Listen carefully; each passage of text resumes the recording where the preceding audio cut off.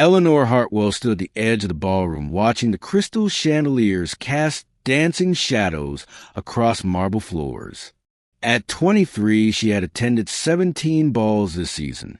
Not for herself, for her sisters. Margaret was 19 with golden curls that caught every eye. Charlotte was 17 with a laugh that filled rooms like music.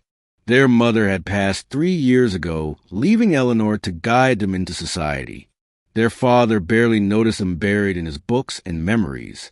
Tonight was the Ashford Ball, the grandest event of the spring season. Eleanor wore the same pink gown she had worn to every gathering, carefully mended at the hem, where she had stepped on it at the last dance.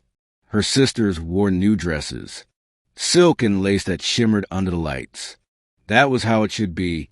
They needed to make good matches. She had already accepted her role.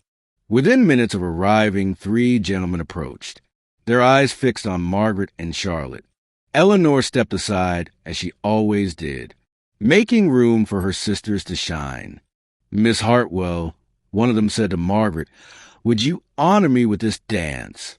Another bowed to Charlotte. Eleanor watched them glide onto the floor, their faces bright with joy. She retreated to a chair near the windows where older chaperones sat. This was her place now. The evening continued in its predictable pattern. Young men clustered around her sisters. Some asked about their hobbies. Others complimented their beauty. No one noticed Eleanor. She had learned not to mind, or so she told herself. Then the room shifted.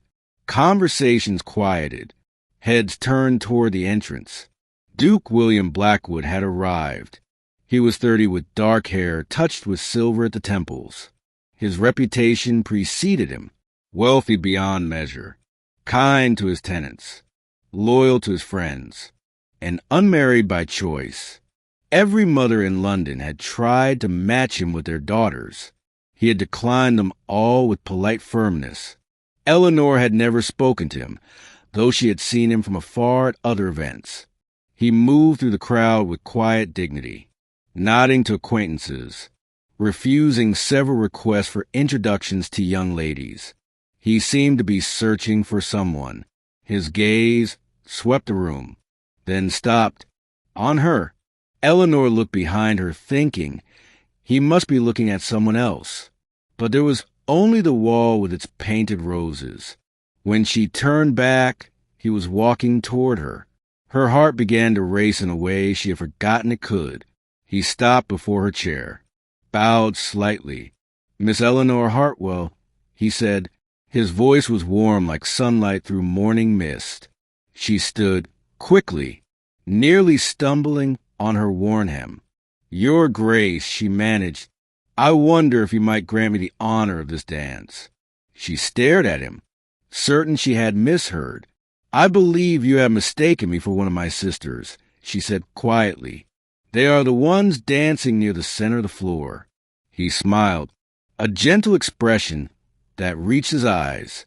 "I have not mistaken you," he said. "I came tonight hoping to find you."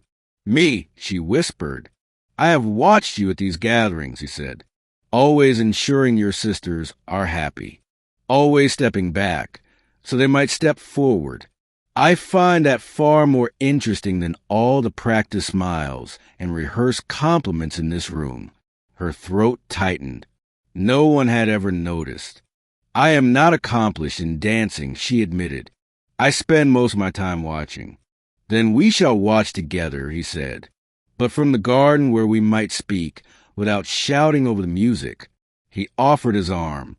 She hesitated, glanced toward her sisters, who were laughing with their dance partners. They did not need her right now.